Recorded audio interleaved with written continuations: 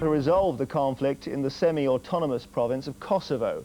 Meanwhile, in Kosovo itself, refugee numbers are growing and heavy fighting continues, with Serb forces claiming today that they've retaken the area of Mališeva.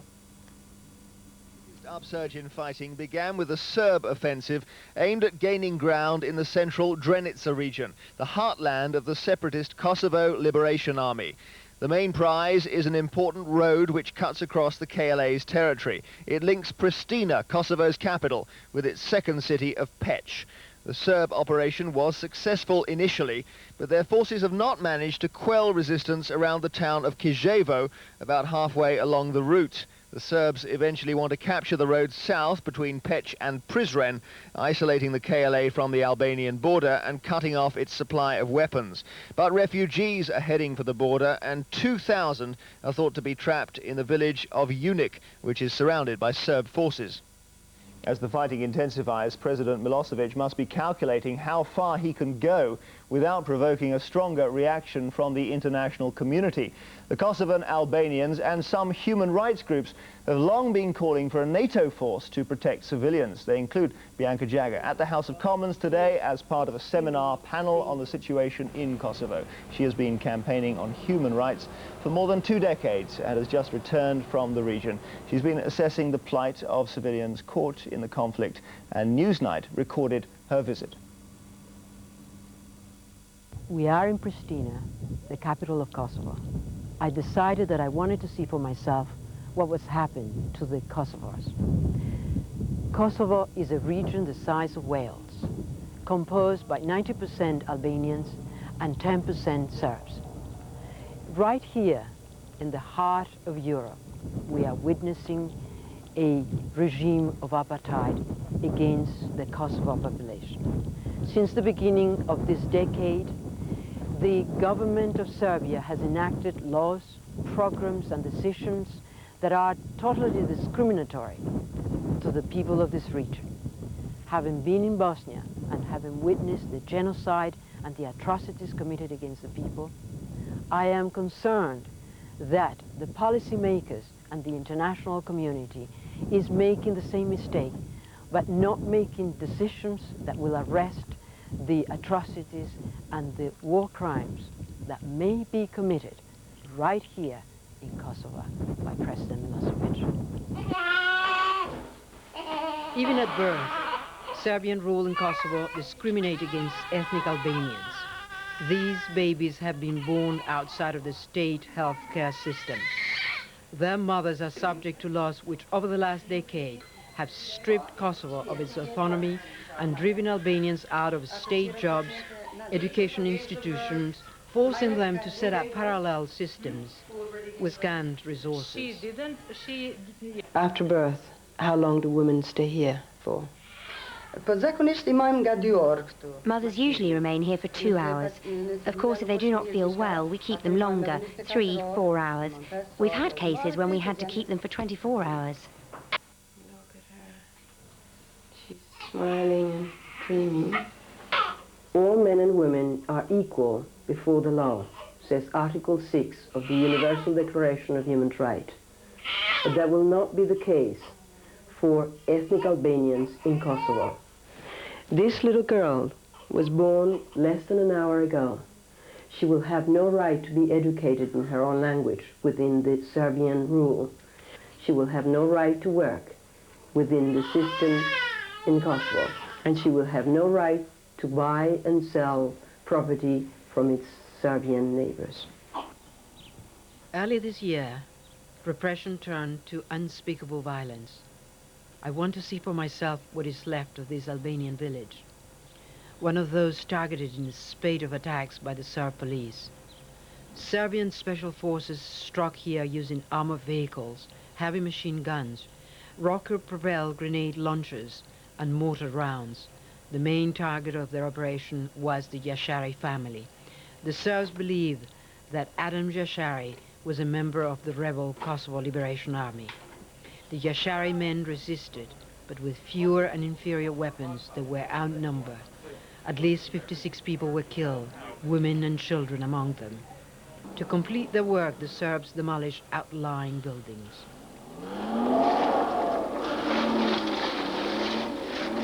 Only one person survived the assault on the Jashari family, a little girl, Adam's 11-year-old granddaughter, Bezata. With her relative permission, I'm taken to the remote farm where Bezata is hidden. I bring her a book recovered from the ruins of her grandfather's house. These are the first television pictures of her since the massacre. We filmed it so as not to show her face. Was that a book of somebody you knew? Yes, it belonged to my grandfather. I know it's very difficult to ask you these questions here. You were in the house, and for how long were you hiding there? 3 days. Like me. Meeting Bezata has had a great impact on me during this visit to Kosovo. To listen to these little girls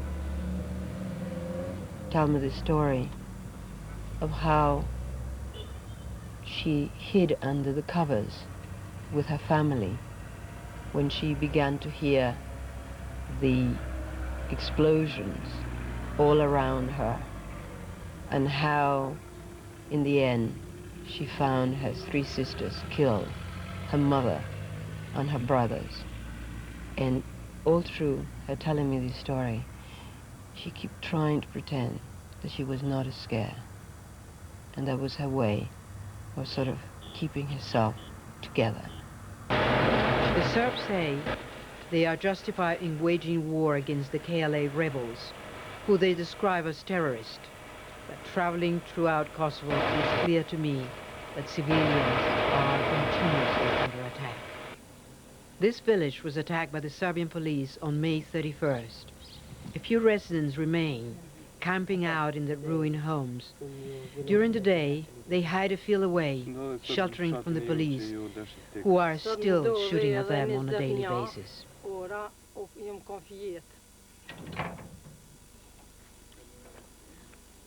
They want to show me what remains of their homes.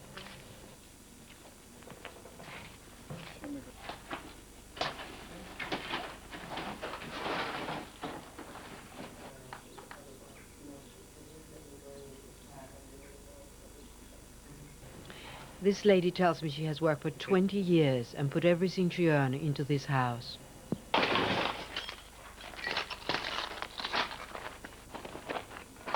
We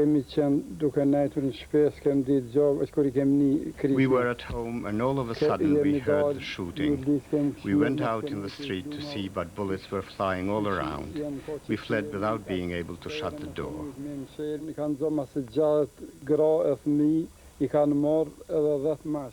They caught 60 women and children and around 10 men. They separated the women from the men.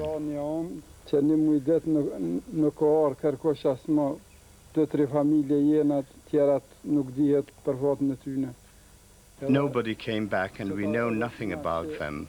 We don't know whether they killed them. That same evening we found one person killed. The next day we found the heart and the lungs of a man down there. Do you know what happened to the 10 men, or the 9 men exactly, that were taken on that 31st of May? We know nothing about them. We have no information about them. We tried to find out what happened to them, but in vain. I spent this afternoon in Poklek. What shocked me and made me frightened about the future of Kosovo is that I've seen this before in Bosnia. I've seen the attacks, random attacks on the civilian population. I've seen the separation of men from women. And I don't know where this war is going to take these people who continue to be under siege by the Serbian police. But Serbian rule no longer extends to the whole of Kosovo. These boys played within territory now under control of the Kosovo Liberation Army. Since the Serb crackdown in February, the Kosovo Liberation Army, or USHK as they're known here, has grown in strength and influence.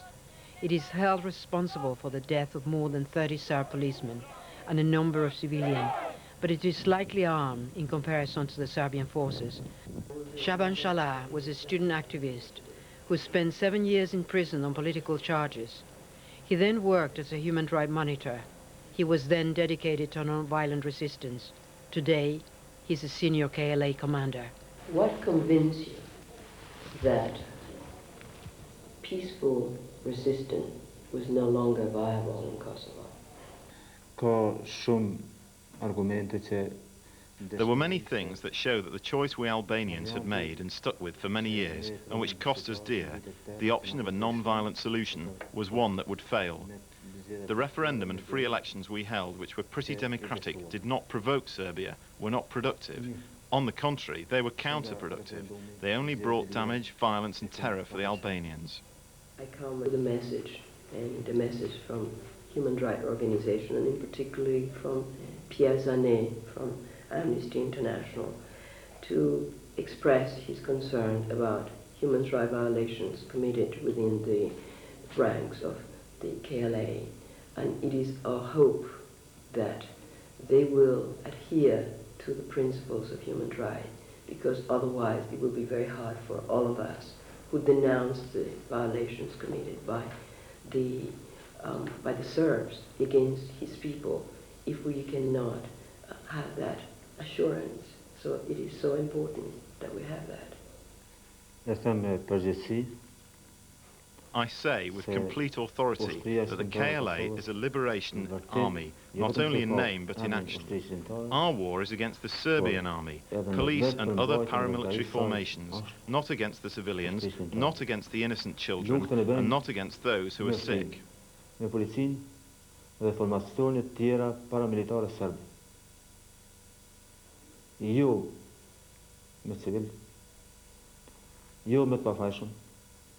Jo me fëmijë, edhe jo me të smur. What concretely would you like them to do to help you end this? Tani vetëm opsion ka mbetë se The only remaining option is force. That is for a military force such as NATO or some other coalition to intervene. Otherwise, diplomatic and political means for now cannot bring a solution. The international community already knows that Belgrade understands only the argument of force. Bashkia ndërkombëtare ka argumentet e shumta sot dhe ka provuar se Beogradi njeh vetëm gjuhën e forcës. Atë ka provuar Sloveni, Kroaci, Bosnia dhe tani po sheh edhe në Kosovë. I would like to know what is the international community's response to all of this. Western diplomats, like the US envoy Christopher Hill, are sent here to convince the Kosovars that they must negotiate a return to autonomy within Serbia. Fears of the conflict is spreading to the rest of the region means the West will not support the fight for independence. This is the man the West wants to front such negotiations with President Milosevic, Dr. Ibrahim Rugova, the self-styled president of the Republic of Kosovo since unofficial elections earlier this year. He has consistently argued for independence and against violence. He has had little success. Do you feel that the international community, to a certain degree, betray you, but not having supported you better during those years? I agree with you that if the international community had helped earlier regarding the Kosovan question, for example, by taking preventative measures and recognizing Kosovo, the problem could have been avoided. Are you optimistic that you can still achieve peace and avert a wider war, or do you feel that you have lost this battle? Je dis souvent, je suis un optimiste rationnel. I often say that I am a rational optimist, which means that I have to work and have friends in the right places, as we are without protection. The West can also help to avoid the extermination of this population. If not, we could have a very serious situation in Kosovo.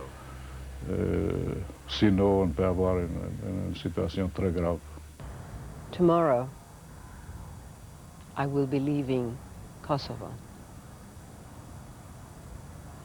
I leave with the feeling that I am abandoning the people of Kosovo to their own devices. The international community is not really doing enough to defend them. They're doing too little, too late. In fact, I will say that their understanding of what's happening here is completely artificial. Their vision of a geopolitical problem has nothing to do with the problem that the people right here, the ethnic Albanians and the Serbian civilians, are living. Well,